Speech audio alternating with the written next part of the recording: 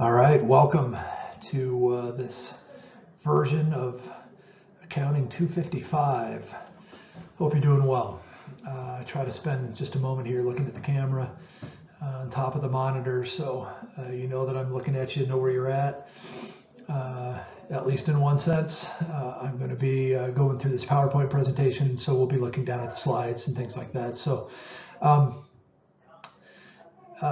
hopefully you've looked at your emails and looking in Blackboard often and trying to check out what's going on and appreciate the opportunity to be able to continue to teach, even though things are very different these days. I hope you're all doing well, staying healthy, and that we can work through the material left in this class as I sent it out in an email late last week. And so we'll go ahead and move forward with the presentation here, and please let me know if you have questions. We'll talk about the assignments and things like that that'll come throughout the rest of the semester as well.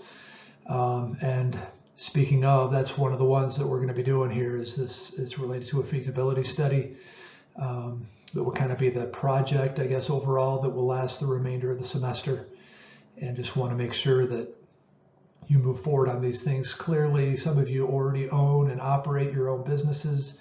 You've done some things like this in order to get money from some kind of capital investor, a bank, whoever it might be, and just want to be able to spend some time looking at this. So we'll go through this, and then I want to talk just for a moment about the assignment, and I'll write some of this down for you in Blackboard so that you see what the assignment actually is related to this, and not just having to go back to this video to kind of gather some of that over time. So let's go ahead and start in on this then.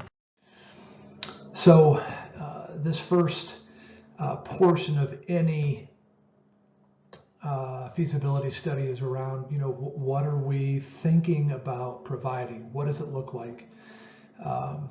Certainly one purpose of a feasibility study is for the individual who's thinking about this, starting a business, expanding a business, creating a new product or service or some combination thereof, that they're, able to explain what it is they're interested in doing, their idea, if you will. And so first off, what is the product or service that you're thinking about, that's on the table? What's, even in this this is beyond the brainstorming part of this, right? So we don't want to create a feasibility study for every idea that might come out as you just kind of bounce ideas off of each other or think about things. We simply don't have the time to do all of that. Some of the ideas we think about for a few moments and can discard, and some might come over to another place where you can think about, maybe that is a good idea. So, what is the product or service? Describe it. How does it look? What does it feel like? Those are kind of metaphorical type things to some degree, but what is it? How does it work? What is it? What's the purpose of it for the individual who might purchase it? Some things are easy to describe that way. You talk about a cup. I'll pull my cup in over here. Oh, wrong way, right? Just a Western, I think I'm probably supposed to hide the state on that. Western Colorado University School of Business. What is that? What does this look like? It's red, it's got white writing on it, it's got the white logo. It's kind of, it's got different tiers or bevels in it kind of, and it gets a little bigger towards the top. It's white in the middle, feels smooth, those kind of things that you can kind of describe. Others are more difficult that way, especially when you're trying to describe a service and what it might look like to somebody. So, it might take a little time to describe what it is that you're trying to sell to people, to companies, whoever might be interested in your product in the broadest sense. Describe a bit about how the idea came about. How'd you come up with this? And then, how will you reach your customers? If this is a product, how will you sell it? Is this where you've got a storefront, and so you're selling stuff retail that way? Is it online? Is it some combination? What does that method look like for getting your product to your consumer? Now, if it's a service, sometimes we have to talk about how we get people to where we're going to provide this service, because sometimes that's the challenge, right? So if we talk about Crested Butte Mountain Resort, how do we handle that, getting people to the mountain? And they've worked hard with United Airlines, with American Airlines, with our bus transportation in the valley to be able to get people, where they need to be, because we're not sending pieces of Mount Crested Butte to Texas for people to ski. We've got to get people here, and so we have to think about it that way as well when we're talking about those kinds of situations, especially in the tourist sense and probably some others, but that's the easiest one, I think, to think about that way, is how do we get people to want to come and have the ability to get to your location as easy as possible. Some people want to drive, other people want to fly, other people maybe want some other mode of transportation. So how do we figure that out, right? All right, so moving on to the next section of it. So thinking about location. Right, so if this is a physical location, is this in your house? Is it in a storefront? How does this work? Or maybe it's online, and so it doesn't have an actual physical location, as it were, that way. Although you'll need some place to be able to, work on the web, work on the site, put things up. So how does that all work together? How will the business be organized? What would this legal structure look like? Anything from those things that we talked about earlier in the class, right? Sole proprietorship, a partnership, an LLC, a corporation, one of the several kinds of corporations. So thinking about that, who would be do you have business partners, right? Is it you and you alone, even though you might set up an LLC, for example, or do you have, a couple of other people who are with you in this? Maybe you've got a 3-person team who's, come up with these ideas and are moving forward with it. And maybe it's just you, but it just depends. Finally, who will help with some of the other functions of your business, right? If you're going to have employees and things like that, who's going to help you with payroll, or those kind of things you're going to do all on your own. But those are the kind of things you have to think about and be able to talk about, because those who might invest in this, if you're looking at this from being able to use this feasibility study to get funds from the SBA or a bank or some other investors, they're going to want to understand these things. If you're going to, try to run the business and do all of this, they're going to start asking questions about, well, how do you have the time to do all of this? So thinking those things through, being able to talk about all of that within the feasibility study is important.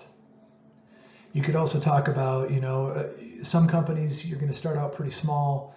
It's just 1 person, 2 people, small stuff like that. Others are going to be a little larger, even relatively quickly. And so you start thinking about, do I need a finance department? Do I need human resources? What things do I need? Maybe it's video production, maybe it's something else, right? So thinking about those kind of things is important as you get things going. And thinking about, how many employees am I going to need? What does this, physical structure look like from an organizational standpoint? You got a president or a manager. Do you need an assistant manager? Do you need cooks if you're, if you're in a restaurant? Do you need wait staff? What do you need? And so thinking about it from that standpoint as well, and being able to put that in a pretty and understandable format, like you can do in Word or PowerPoint, for example, to be able to visually show that to people and how the company would work that way. Next is looking at competition, right? So sometimes as we talk about these kind of things, well, I guess I'll talk about that in the next section, related to location versus supply chain management. So I'll come back to that in a minute. But as you think about location, if you have a physical structure that you're going to run your business out of, where is it? Where is it in relationship to your competition, right? what competitors are in town and where. This is a great time for a map, right? So you can place yourself on there, and you can show where everybody else is in relationship to you, because location does matter.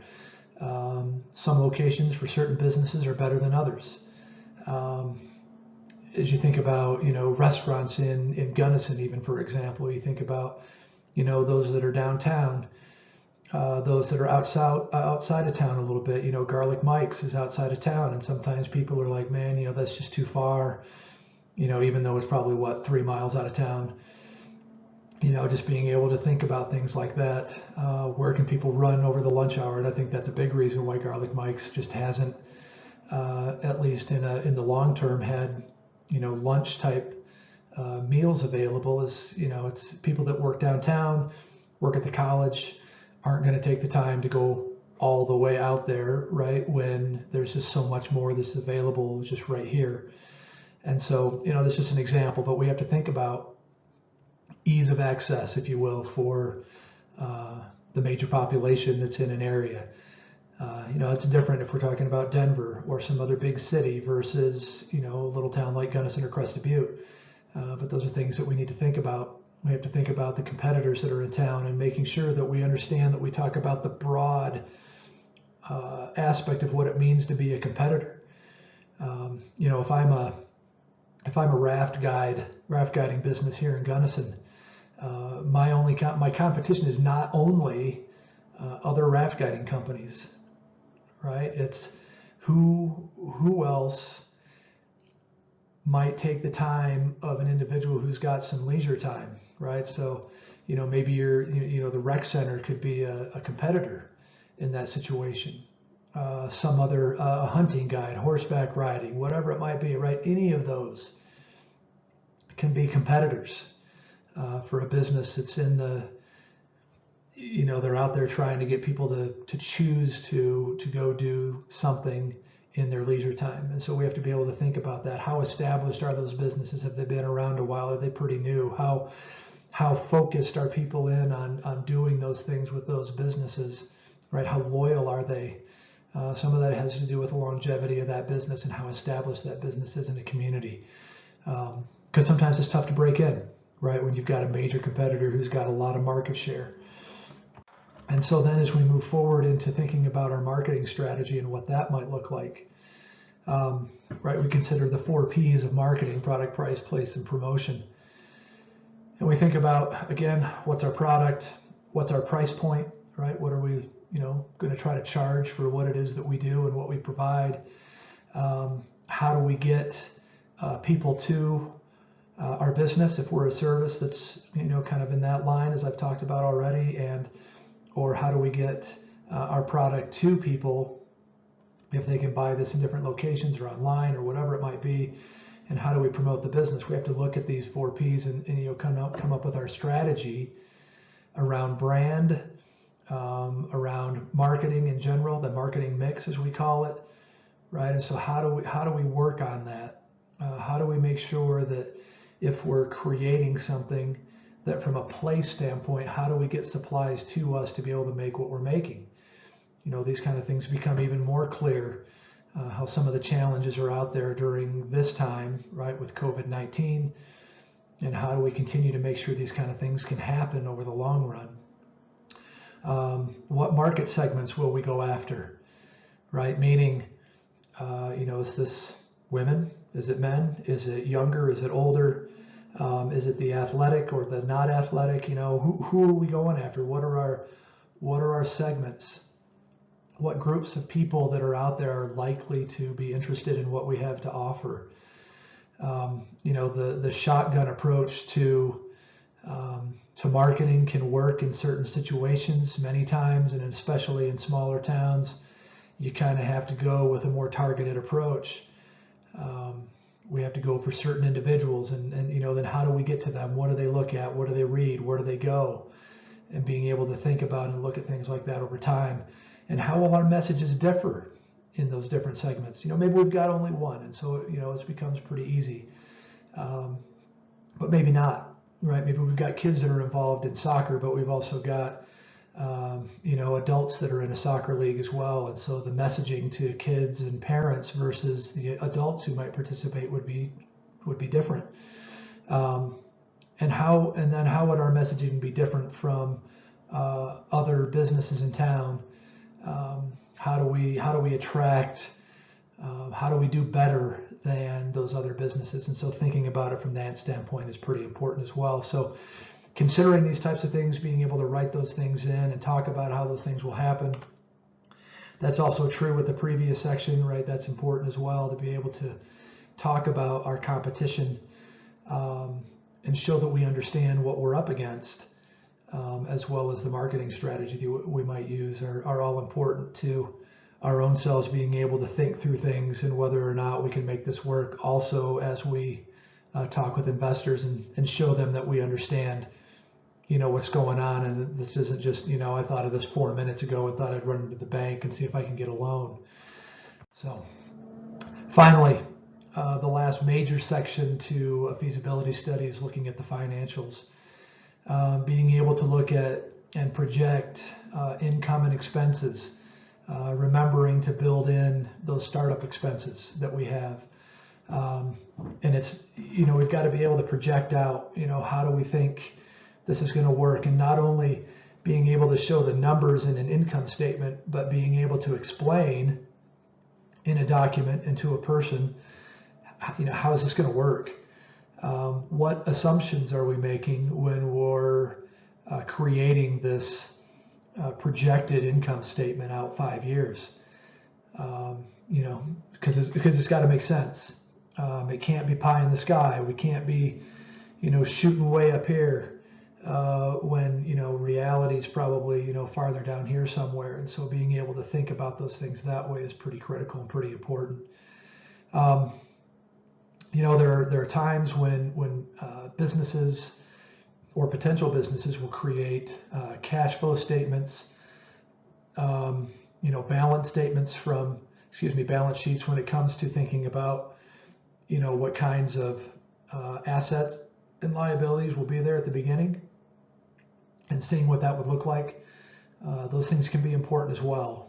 But for the purposes of what we're talking about as far as this class goes, and certainly the project that I'll write about on Blackboard will be more focused in on this, because we just simply don't have the time to do too much in what we're talking about here.